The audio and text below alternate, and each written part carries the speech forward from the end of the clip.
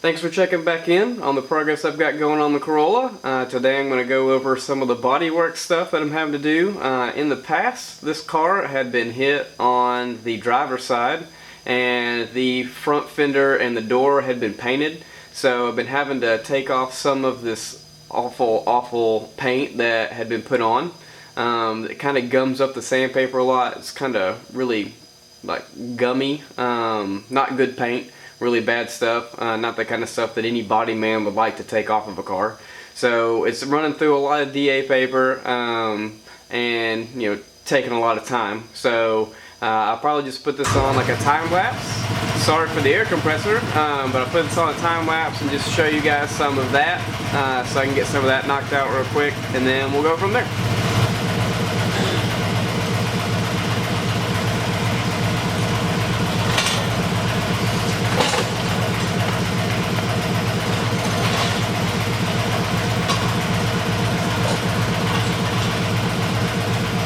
First off, I'm going to use 80 grit sandpaper to try and cut through most of this bad stuff.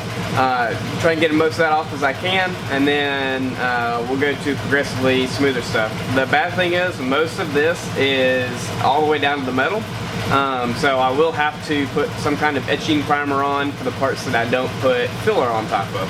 So once again, sorry for the compressor in the background, but we'll just have to work through it.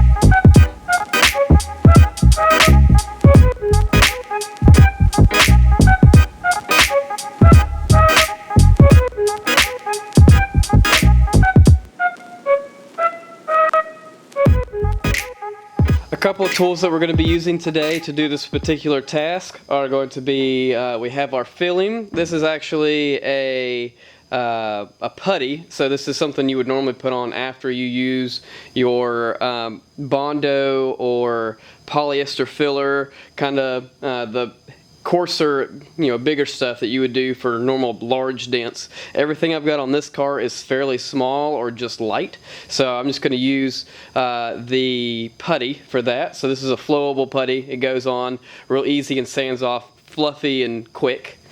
It's a two-part. It has a hardener that comes with it, so you mix that and I'll show you the proper dose to put in with that.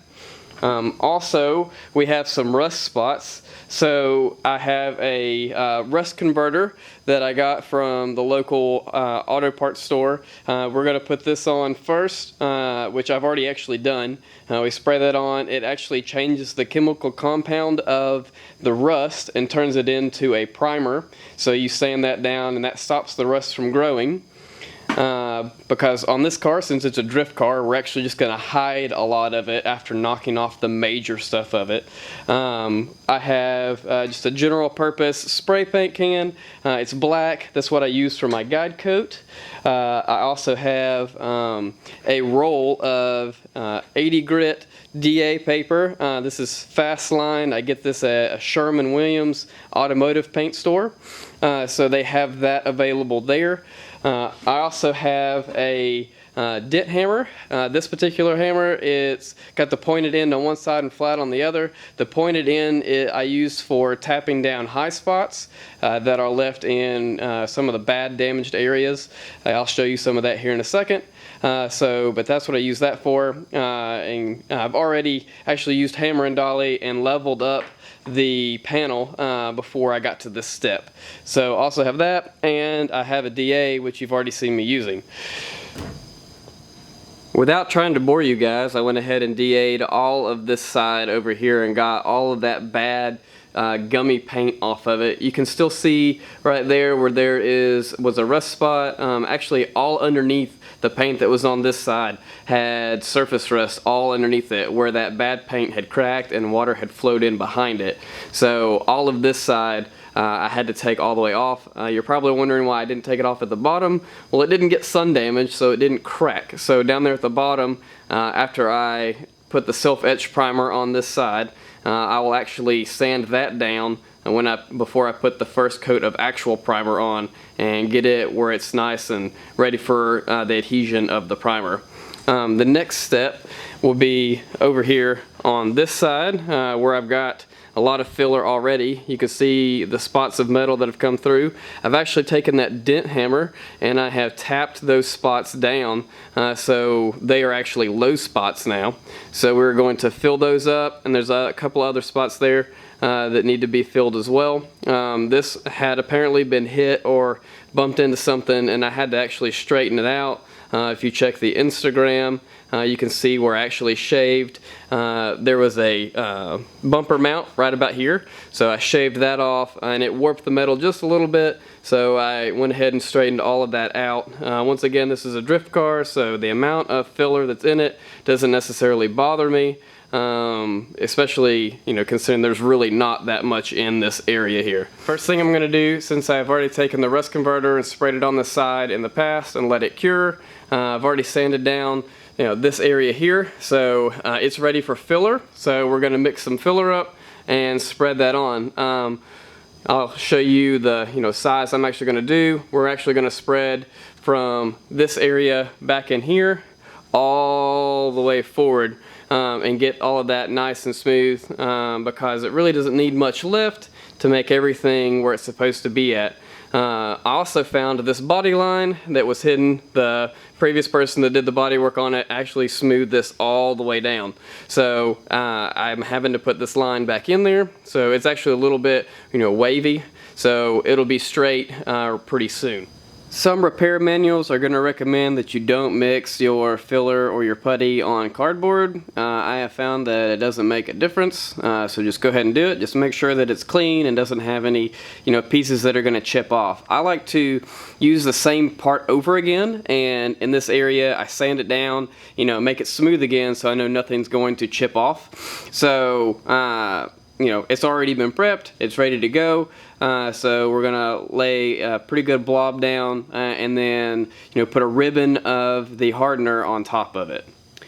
Okay, make sure that whenever you put down the amount that you're going to use, you only use as much as you can manage. So make sure also whenever you get the stuff out that you need, so like squish back and forth, the containers that you are going to pour out of, so the hardener and of the the other filler, whatever you're going to use. So make sure you knead that up really good, because the stuff separates inside of the container. So we're going to place a ribbon, so just a small thin line on top of this. You have to work pretty quick though, so I already have a stick over here that I like to mix mine with first, so I don't have a lot of the hardener on my spreader and making streaks in it later. So I pre-mix it with a stick.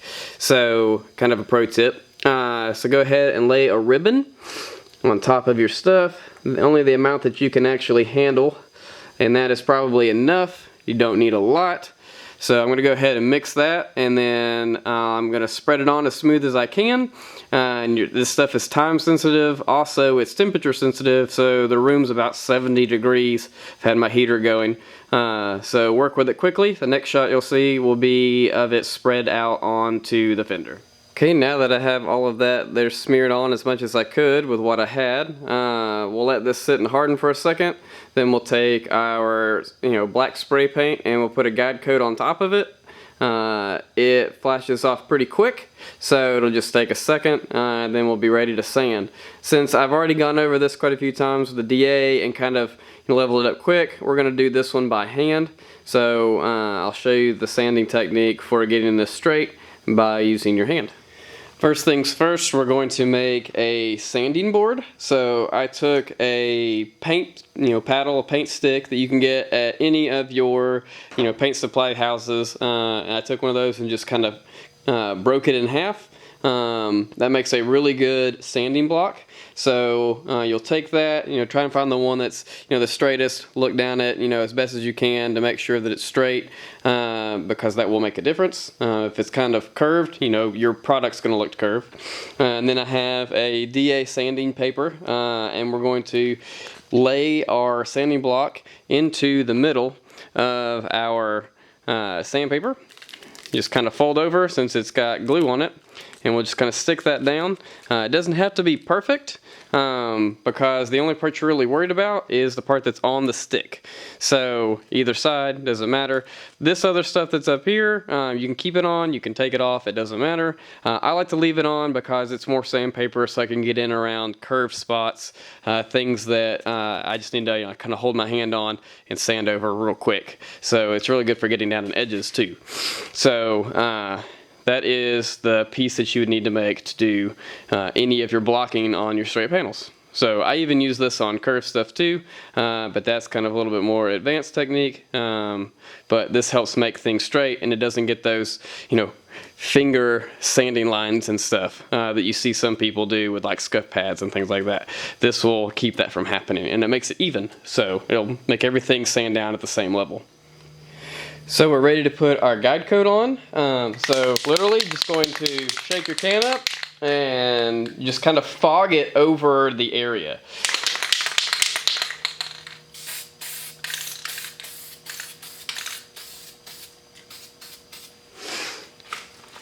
And that's it. That's all you have to do. It doesn't have to be a lot on there. It just has to be enough that you can see a difference when you sand through it. Now you can already tell that there is a difference in the color. All of the different fillers are going to do this. Once it's sanded, it's going to show up lighter. So it's just not necessarily a step you have to do by putting a guide coat on it, but it just makes a little bit more of a difference that you can physically see. So I like to spray a guide coat on so that way I can physically see where my low spots are at, and also I can follow my body lines as I'm doing it too, because sometimes you have to shape that stuff. So just to make it look right all the way down it. So get you a cheap can of black paint and just kind of fog it over it. It doesn't have to be pretty. You could put X's on it or stuff like that if you wanted to, but the less that's on there, the more chance that you won't be blocking your sandpaper up. So first things first, whenever you are sanding on any kind of panel, you don't want to sand with your fingertips because they will leave uneven marks. So once again, that's the reason for the block. So we're going to take the block and we're going to kind of put our hand over it kind of at an angle, not like straight with it, because you don't ever want to sand, with the edge of the sanding block. You always want to kind of go off of it. So by offsetting your hand, you automatically offset your block. So first thing we're going to do is do an X pattern. We're going to sand the same direction across it, and that'll kind of knock off the high spots that way. And then we'll mix it up and we'll go back in kind of a perpendicular kind of way. It won't be exact, but it'll be close. And those two crisscrosses will actually, the sandpaper, when you go just in the same direction, will eventually start to fall down in its own grooves and it won't do anything. And when you go across it, it actually cuts new grooves, so it'll actually sand down even faster. So we'll start by doing that. 7, 6, 5, 4, 3, 2, 1. You'll never have the sacred stone. Oh, this you crazy mother.